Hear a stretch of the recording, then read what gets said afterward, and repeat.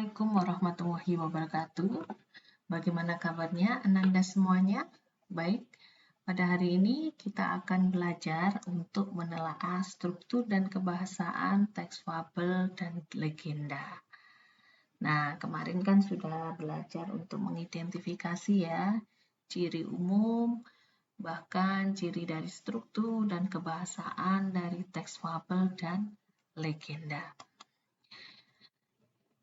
Tujuan pembelajaran pada hari ini, anak-anak melalui kegiatan membaca berbagai contoh teks fabel dan legenda daerah setempat, Ananda diharapkan dapat menelaah struktur dan kebahasaan dari teks fabel atau legenda daerah setempat yang dibaca dan didengar dengan baik. Nah, bagaimana sih caranya kita bisa menelaah struktur fabel atau legenda dengan baik? Nah, kita tahu bahwa struktur dari fabel atau legenda itu terdiri dari 4 ya. Yang pertama adalah orientasi, ya. Kemudian yang kedua adalah komplikasi, yang ketiga resolusi, dan yang keempat adalah koda. Nah, bagian pertama yaitu orientasi. Orientasi ini adalah bagian awal dari suatu cerita yang berisi pengenalan tokoh, kemudian latar tempat, dan waktu.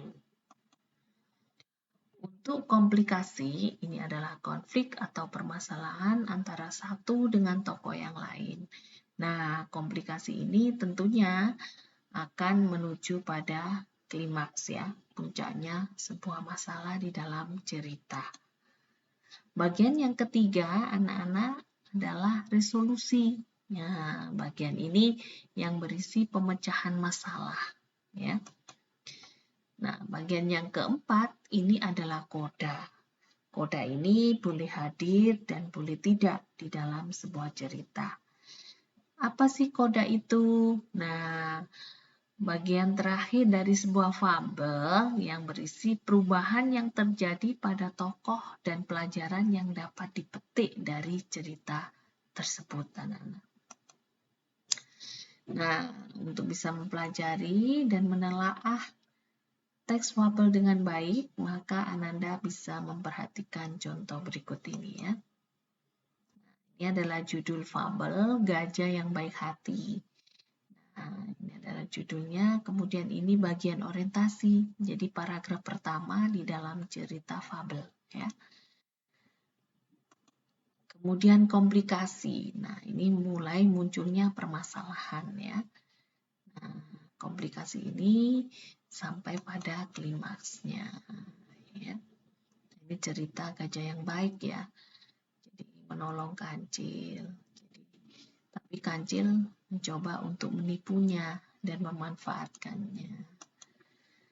Nah, bagian resolusi ini adalah akhir ceritanya anak-anak ya, bahwa kancil benar-benar berjanji ya, bahwa dan dia juga sadar tidak akan menipu, jahil dan iseng serta melakukan perbuatan yang merugikan binatang lain ya. Nah, inilah resolusinya.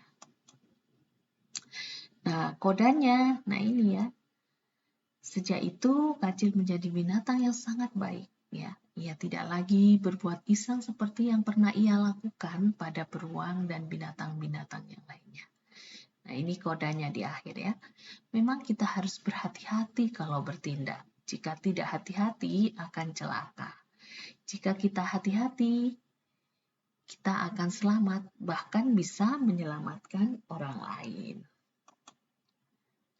Nah, anak-anak sudah tahu ya bagaimana ciri isi bagian-bagian dari struktur fabel tersebut. Nah, sekarang adalah menelaah kebahasaan dalam teks fabel atau legenda. Nah, saya simpulkan dan saya buku sarikan di sini bahwa ciri kebahasaan ketika kita menelaah teks legenda atau fabel itu biasanya terdapat kalimat langsung. Kemudian kalimat tidak langsung, kata sandang, kata depan, dan kata seru. Nah, kita coba akan belajar Bagaimana penggunaan kalimat langsung dalam fabel atau legenda ya? Nah, kalimat langsung itu adalah kalimat yang diucapkan secara langsung kepada orang yang dituju, atau bisa kita katakan sebagai kalimat dialog ya di dalam cerita. Nah, tandanya adalah menggunakan tanda petik di sini ya. Aku berjanji tidak akan iseng lagi. Ucap kancil ya.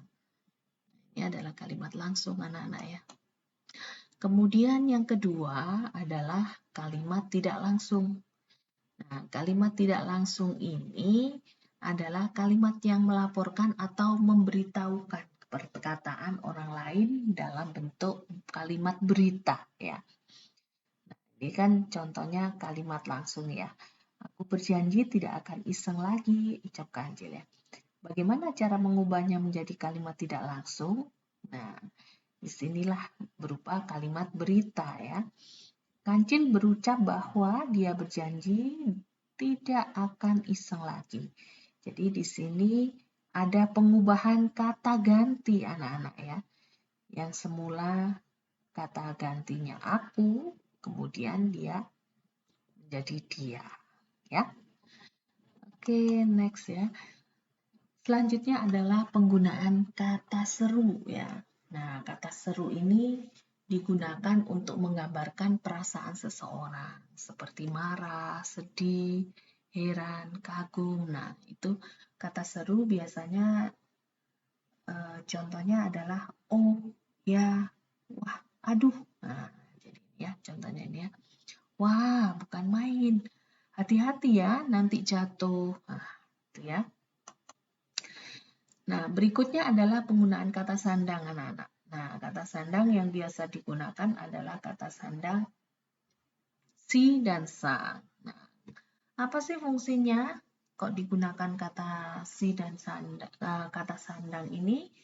Nah, ini memang kata ini tidak memiliki arti, tapi menjelaskan kata benda dan kata sifat.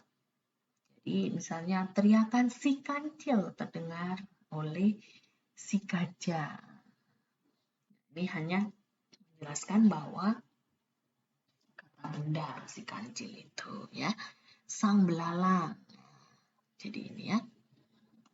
Selanjutnya adalah penggunaan kata depan anak-anak. Kata depan itu adalah kata yang digunakan untuk merangkaikan kata-kata atau bagian kalimat dan biasanya diikuti oleh nomina atau juga kata ganti ya. Jadi kata depan di, ke, dari, pada. Nah ini ya.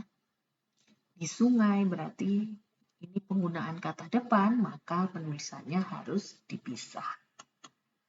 Nah, sudah ya?